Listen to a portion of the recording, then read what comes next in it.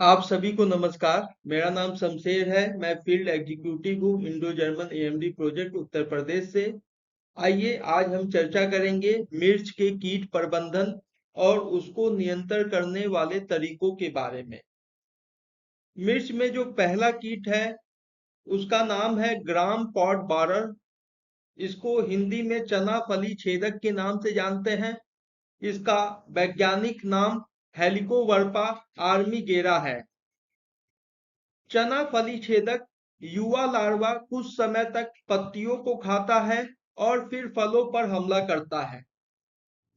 चना फली छेदक आंतरिक ऊतकों को बुरी तरह खा लेता है और पूरी तरह खोखला कर देता है।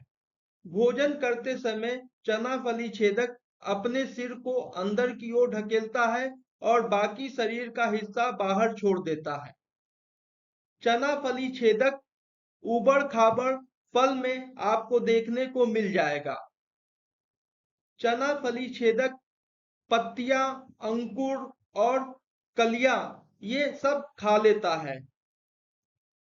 चना फली छेदक की गतिविधि ग्रीष्मकालीन अगस्त और सितंबर के महीने में मूंग, सब्जियां और मक्के के खेत में देखने को मिल जाएंगे।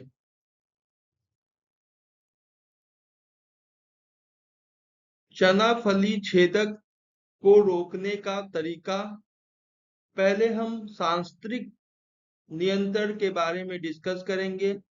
खेत की साफ सफाई, यो रफिंग, भौतिक बधाई जैसे नायलॉन जाल का उपयोग करें। लोबिया, प्याज, मक्का, धनिया, उर्द बीन जैसी अंतर फसलें 5 या 4:1 के अनुपात में उगाएं। फसल के चारों ओर 4 पंक्तियों में ज्वार या मक्का की सुरक्षा करें। मिर्च की फसल को गैर मेजबान अनाज वाली फसल, कद्दू वर्गीय फसल, कुर्सी फेरस सब्जी के साथ बदलें। विकर्षक पौधे ओसीमम या तुलसी लगाएं। शिकारी पक्षियों जैसे किंग कौआ, मैना और ड्रोगो आदि को प्रोत्साहित करने के लिए पक्षियों के बैठने का स्थान निर्माण करें। बेशक कीट की गतिविधि की निगरानी के लिए 4 से 5 एकड़ की दर से फेरोमोन जाल स्थापित करें। प्रत्येक 2 से 3 सप्ताह के बाद ल्यूर को ताजा ल्यूर से बदलें।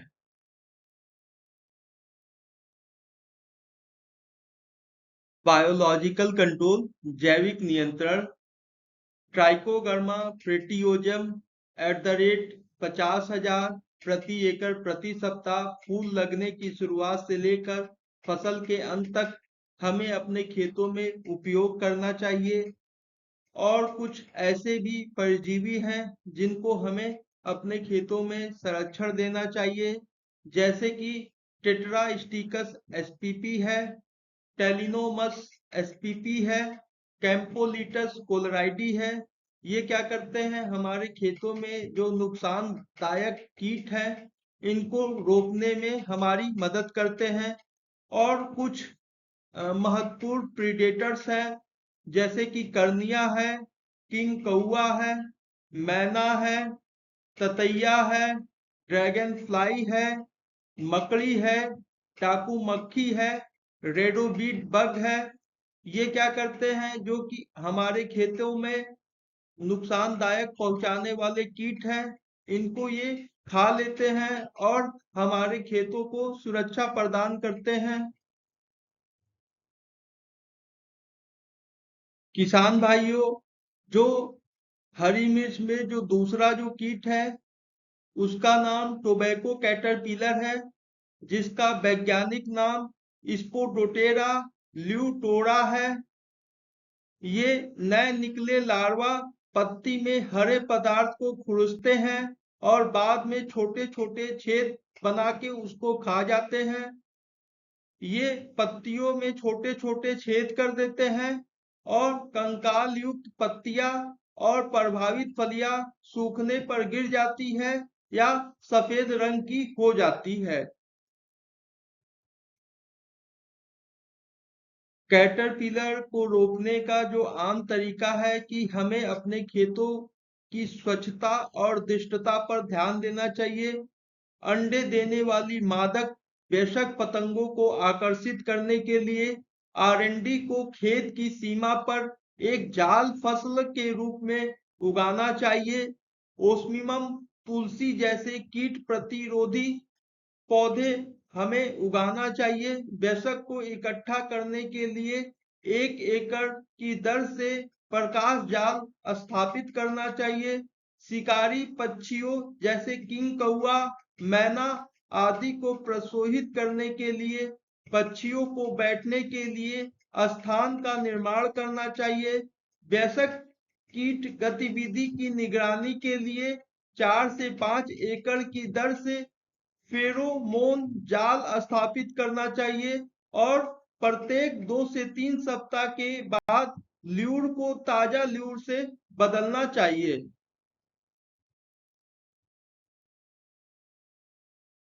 कैटरपिलर के लिए जैविक नियंत्रण अंडे और प्रथम स्टार लार्वा के खिलाफ NSKE 5% की दर से छिड़काव करना चाहिए। बैसिलस थ्यूरोजेनेसिस 600 से लेकर 800 ग्राम 400 लीटर पानी में प्रति एकड़ के हिसाब से छिड़काव करना चाहिए। हमें अपने खेतों में परजीवियों और प्रीडेटर्स का संरक्षण करना चाहिए जिससे हमारा खेत सुरक्षित रह सके। किसान भाइयों, हरी मिर्च में जो तीसरा नुकसानदायक कीट है उसका नाम थ्रिप्स है, जिसका वैज्ञानिक नाम स्क्रीटोथ्रिप्स डॉर्सैलिस है। थ्रिप्स से जो संक्रमित पत्तियां है ऊपर की ओर मुड़ जाता है और फिर धीरे से उखड़ जाता है और फिर बाद में झड़ जाता है। थ्रिप्स से जो संक्रमित कलियां है वे भूरी हो जाती है और धीरे धीरे नीचे गिर जाती है। थ्रिप्स जो है वे फलों को भी प्रभावित करता है और हल्के भूरे रंग का निशान फलों पर दिखाई देने लगता है। प्रारंभिक चरण में संक्रमण के कारण जो थ्रिप्स है वे विकास को रोक देता है, फूलों का उत्पादन और फल बनना भी रुक जाता है।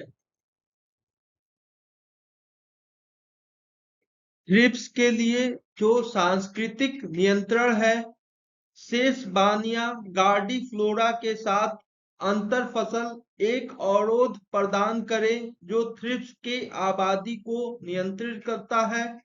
मिर्च और प्याज मिश्रित फसल न अपनाएं, दोनों फसलों पर थ्रिप्स का हमला होता है। थ्रिप्स की वृद्धि को रोकने के लिए पौधों पर पानी का छिड़काव करें।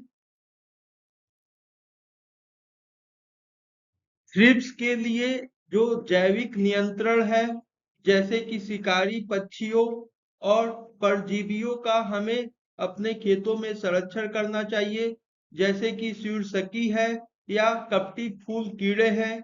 ये क्या करते हैं, थ्रिप्स को रोकने में हमारी मदद करते हैं। रोपण के समय और रोपाई के 30 दिन बाद क्यारियों में हमें 100 किलोग्राम प्रति एकड़ के दर से 2 भागों में नीम के खली का भी प्रयोग करना चाहिए।